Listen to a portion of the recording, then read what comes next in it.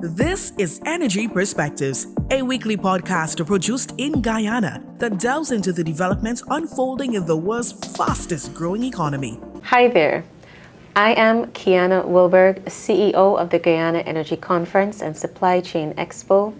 And today we are coming to you at the conclusion of day one of this impactful event that has brought together industry leaders and private sector entities from all parts of the world for critical discussions about Guyana's future and how we ensure that we leverage our resources not only for our prosperity but for the wider region. One of the key experts in country to help us with that discussion, and I'm truly honored to actually facilitate this conversation, is Sir Paul Collier, Professor of Economics and Public Policy at the School of Government, University of Oxford.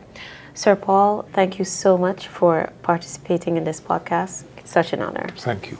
Thank you. So we actually just left a discussion between Vice President Bar Jagdeo, and he was being interviewed by Carlos Pascual of S&P Global.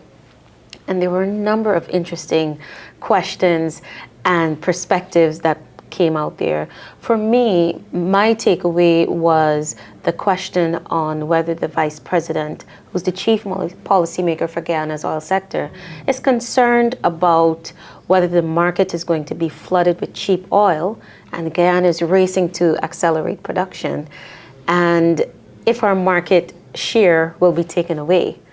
And the Vice President said he's not worried at all. What was your take? I thought that was very sensible. Basically, Exxon is risking their own money. Mm-hmm. Exxon, probably of all the major oil companies, Exxon are the biggest, most knowledgeable about the market. If they're prepared to risk their own money, it would, I think, be rather foolish of any government to say, well, we're protecting you from your own silliness. Yes. Because what does a government know that Exxon doesn't know? Exxon's got a vast team of very well-paid expert people trying to see what is a shrewd investment. If they think it's shrewd, okay, right? They may be wrong, right? But the idea that a little government will know better, and so should protect it from its own folly is ridiculous, right? The government needs to have expertise, and any government can only have so much expertise. It needs to put its efforts into areas where oil companies don't know much about because it's not their job. So, for example, the health sector, it's really important that the government gets its head round the health sector. Exxon doesn't know anything about the health sector. It doesn't have to. It's not delivering health, it's delivering oil. Yes. But this government showed that it had thought quite hard about health. There was a question about health, and I was rather impressed with the answer, because they had thought about it and they could justify the big investments they were making, partly in building new hospitals around the country, so that not all it shouldn't be the case that to be healthy you've got to move to Georgetown. So they were building, I think, six regional hospitals, and then rehabilitating quite a few. Mm-hmm. And that was pretty good, I thought. So that whole display of we're not worried about what will happen to the future of oil prices, and we are worried about building the capacity in the health sector, that seemed to me rather sensible. Before I dive into my substantive questions, was there any other question that came out from that dialogue that struck you as interesting? I was particularly interested. There were quite a few questions about whether to carry on with this very large infrastructure program. And I thought that the Deputy President made a good effort to justify why the bulk of resources was going into infrastructure rather than into subsidizing consumption. Is that a sensible approach? It is, because infrastructure, first of all, the oil won't last forever. Right. Right? And so it's important that you, when you take the oil out from under the ground, you put some durable assets on top of the ground. Mm-hmm. And that's what infrastructure is. If you just take the oil out of the ground and subsidize consumption, that will be all right if all the oil income lasted forever, but it won't. It won't. Mm-hmm. In the best scenario, the oil depletes. But in the more likely scenario, some time in the future, probably from the mid-1940s on, the 2040s onwards, the price starts to sag. It'll hold up long enough for Exxon for it to be a decent investment, but it won't hold up forever. I mean, Sheikh Yemeni, the head of OPEC many years ago, said this very cleverly. He said, the Stone Age didn't end because we ran out of stone, right? Yeah. Why did the Stone Age end? Because technology found a cheaper way of a better technology for lighting fires than flint and that sort of thing, right? And we invented bricks and all that sort of stuff. So the technology will move on, and at some stage, maybe 20, 30 years, we'll be producing renewables which are cheaper than oil. And then oil's over. The market will just say, well, forget it. But Sir Paul, what do you make of some opinions in some quarters that, you know what, we can't eat a highway, we cannot eat a bridge, we cannot eat a road. Why not give us some of that money in direct cash transfers? No, I think that's a mistake. The answer is you can eat thanks to the highway, you can eat thanks to the road, because the highways and the roads will enable a lot more economic activity. And so it will open up an ability to earn your living. Just living on handouts from the gracious government is not a healthy state of affairs, even if it would last, and of course it can't last. And so rather than live on handouts, which is a bit demeaning anyway, nobody really wants to live on charity, it's better to be able to earn a decent living. And there's so many more business opportunities opened by decent roads and decent infrastructure, decent electricity and that sort of thing. Thank you, Sir Paul. The last time you were in Guyana, I believe this was in 2018. Yeah. Right. And fast forward to 2025. What are your thoughts on how Guyana has transformed given its oil and gas resources? Well, it is extraordinary. I mean, it's clearly the actual extraction of oil has been has broken the world record for moving from discovery to extraction. Yes. So that's technologically impressive. I think to some extent that's got ahead of the capacity to raise living standards. And so there's a certain sort of impatience that if all this activity is happening in extracting oil, why am I not benefiting more? So I think there is an element of impatience. And I think that's understandable, but the answer is to actually be a little patient and say, well, as these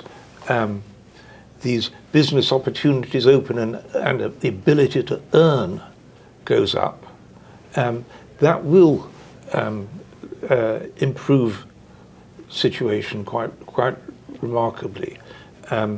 The figures coming through is that by about 2030,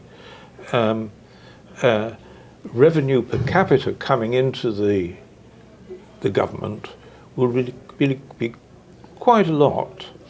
And if that's used for these investments in a better future, then people's ability to earn a decent living, acquire the skills of the future for the jobs of the future.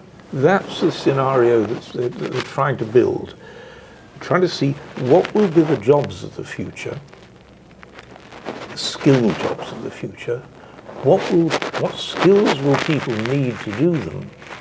And let's equip people with the training that enables them to do these skilled jobs of the future.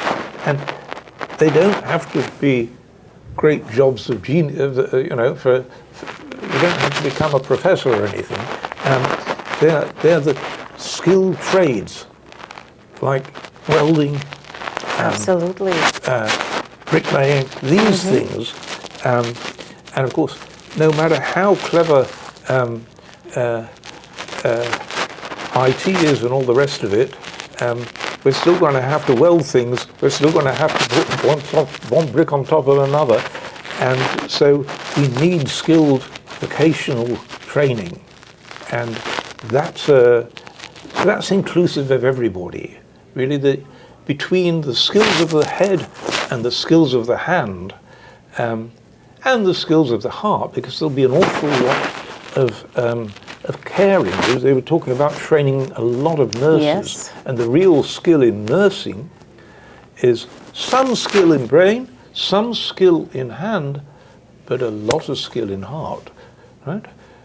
What sort of nurse do you want to be cared for next time you're sick? Indeed. Somebody Indeed. who cares? Absolutely. So, Sir Paul, you heard quite a lot about Guyana from the president, the direction in which the government wants to go. President Dr. Irfan Ali presented quite a comprehensive overview this morning on what the outlook is going to be for 2025 onward. And then we heard from the Vice President, of course, and from a women's panel.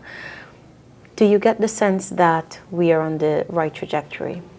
Yes, I think I do, actually. I think it's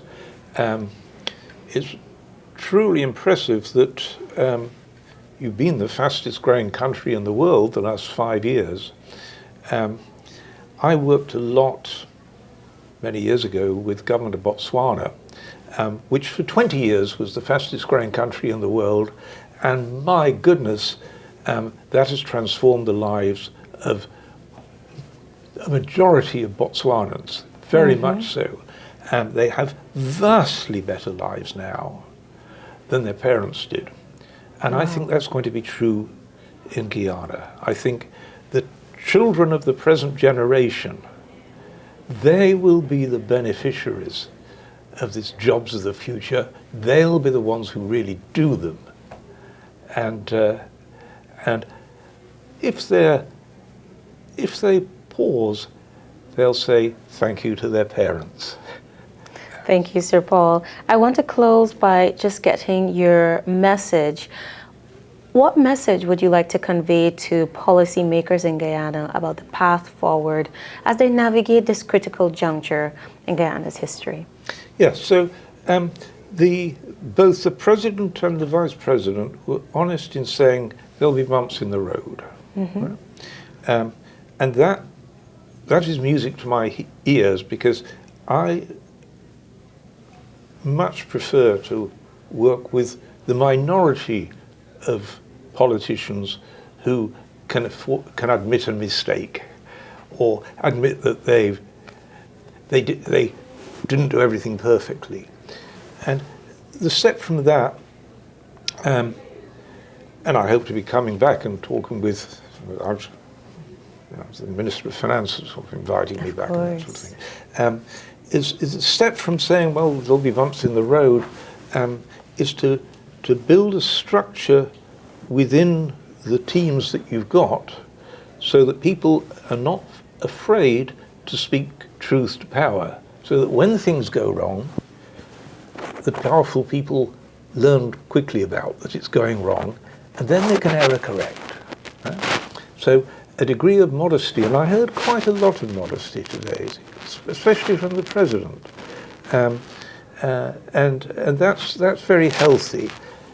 It's the first step in the process of building a structure where you learn rapidly what mistakes you've made so that you can put them right as fast as possible. So you find that we have a government that is willing to own its mistakes? Yes, I think so. And that's a minority of governments, believe me. Right? So I was encouraged by that. I'll be coming back. If I wasn't encouraged, I wouldn't waste my time. But yeah, I'll be back. Thank you so much, Sir Paul Collier. This has been such an honor, and we do look forward to welcoming you back to Guyana when you do make that next trip. So thank you once again to our audience. This has been a wrap-up of day one. Look out for more interviews, more insights from day two as we continue to interact with thought leaders who've gathered in Guyana for the Guyana Energy Conference and Supply Chain Expo. Thank you for listening to the Guyana Energy Perspectives podcast. Listen to us on Spotify, Apple, or wherever you get your podcasts.